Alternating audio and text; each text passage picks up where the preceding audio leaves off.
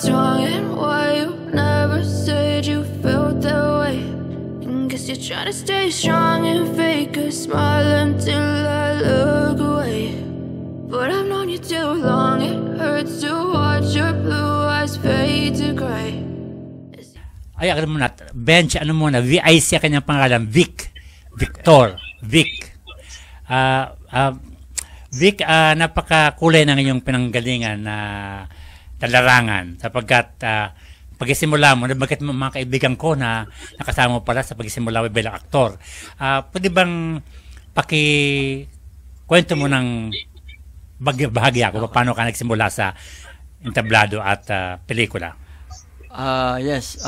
Actually, nagsimula ako sa acting sa church namin, sa Baptist, noong 1990. Baptist Church dito sa Mandaluyong. 1991, 1992, nag-theater na ako. And then, sa RTU, nag-aral ako ng college. Nagsimula ako dun sa acting din sa teatro. Hanggang noong 1998, mapunta ako, may nakilala ako na kasamahan ni Direk Joe Gruta. Si Joe. Yes, at napasama na ako bilang umpisa ng aking professional acting theater arts, no, nung panahon na yun sa Actors Medium with Direct Joe Gruta. And actually, ang una kong nakasamang artista na starstruck pa ako during that time ay si Richard Kwan. Talaga, Richard Kwan. Isang kaibigang artista. Yes, that time kasi panahon ni Richard Kwan yun, 90s. Kaya na-starstruck ako, napapanood ko sa TV. Nung nakasama ko sa teatro, yung friend ko si Richard Kwan. Ayan.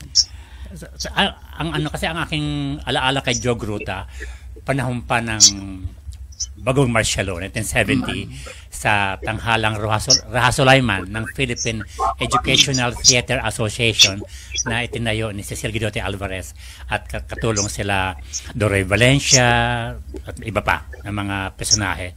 At ngayon nga, pwede bang kumusta kaya si Joe Gruta, Vic? Ayun nga po, si Direk Joe actually wala na akong balita sa ngayon. Huli namin pagkikita ni Direk Joe Gruta nung audition sa Sinimalaya noong 2018. Pero hindi ko naman siya pinipm ko siya minsan sa kinakamusta ko siya sa FB, sa Messenger. Pero ang ko talaga sa akin sarili bilang artist, hindi ko nakakalimutan yung mga taong tumulong sa akin noon. Lalo na, una-una si Direk Joe Gruta, and then after Direk Joe Gruta, si Tito Cesar Aldaba, and then si Direk Rusty Sanggalang, yung entablado Pilipino. Kasi after Joe Gruta, nag-entablado Pilipino ko noong 2003. Balik tayo kay Joe Gruta, kahit na tayo sportsman day ngayon, dahil of course hindi may iwasan na tanungin natin si Vic tungkol sa kanyang pag-artista. Si Joe Gruta, mga kaibigan, isang award-winning actor sa nagsimula dito sa teatro at ngayong television at pelikula. Anong influence sa iyo ni Joe Gruta, Vic, sa iyong pag-arte? Ano yung klase ng pag-arte na ipinamana sa iyo ni Joe Gruta? Actually, when you say Joe Gruta, very memorable siya. Sa dami ng mga nakasama kong artista na kilala, nasa GMA7 pa yung iba, mga nakasama ko dati sa teatro. Yung pinaka-memorable sa akin kay Joe Gruta, bukod sa pagiging disiplinado sa acting sa teatro, at yung pagiging mabilis magturo. Panututuro kasi yun, Sir Art, gumaganin yun pumapalakpak yun. So tuturo ka niya, ikaw susunod na magdadialog, tapos susunod kang ganyan. Tapos hindi po pwede din yung aanga-anga ka kasi kailangan mo mabilis na pick up pagdating sa pag-deliver ng dialogue mo.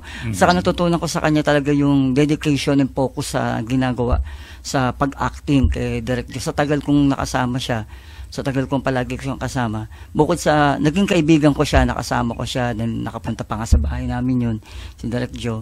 And then very low profile si Direk Joe Gruta. Hindi siya yung sasabihin na natin na may attitude dahil, uy, veterano ako. Hindi ganun si Direk Joe Gruta. He's very kalmado, tapos komedyante, alam mo na. Pero pagdating sa teatro, napakabilis niyang napakabilis niya mag-pick up, tapos ang bilis niya magturo na, pero sakto lang dun sa play, sa story, sa role mo. Tuturuan kanya talaga kung paano umarte. Ayun. Nung aming panahon sa PETA, Vic, nung kami na Joe Gruta, kami ay nag-training din kami ng ng Aikido. kay Edipolo Erosido. Oo. Meron ba siyang binahagi sa yung karanasan sa training ng Aikido? Yeah, oo, kasi dati meron kaming ginawa eh. Tapos nagkakatuwaan kaming Direct Joe. Sabi niya, ito gagawin mo, Biko. Bigla niyang gano'n yung kamay ko. Binaliktad niya yung gano'n. Medyo, sabi ko, Aikido yan. Direct, gano'n ako. Di ba? Kasi noong panahon na yun, magkakasama kami, may mga estudyante siyang kasama na from UP Diliman Theater Arts, di ba, yung mga estudyante. Naging close ko yun, naging kaibigan namin. Kasi kung saan-saan kami, very memorable yung pinagsamahan namin ni Direct Joe. Up to na kasi yun, lagi ko pinapahal sa mga artista ko na yung mga baguhan na tumanaw ka ng utang na loob sa mga tumulong sa'yo pagdating sa showbiz. Katotong boy, hindi natin tatanong si Joe kung nalaman niya ang pagpanaw ni Angie Ferro. Yeah. Siya ang dalawa magka-close sa dalawa actually. Nung nasa PETA pa kami, they're very close together. At lagi silang, Joe, Angie, ganun siya. Ang mga palabas na nagustuhan ko kay Joe ay ang kanyang ang paglilitis kay Mang Serapio, Tao, Halimaw, Ay Daw, Timbangan ay Tagilid, marami pang iba.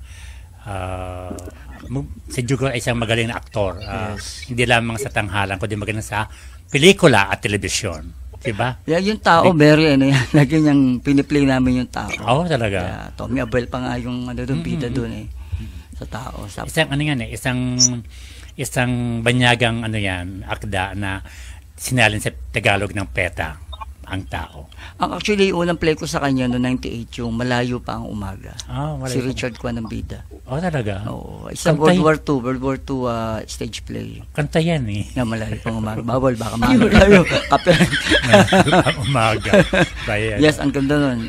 Nag-show kami sa St. Joseph. Alala ko pa yan, St. Joseph. St. Joseph. Quezon City. Doon kami nag-play noon. Then after that, nag-ano ko kay Rusty Sanggalang naman. Kay Rusty. Sounds familiar. Rusty Sanggalang. Yeah, writer siya sa Channel 2 dati. I know you told your friend you're not okay. And tell me what's wrong and why you never said you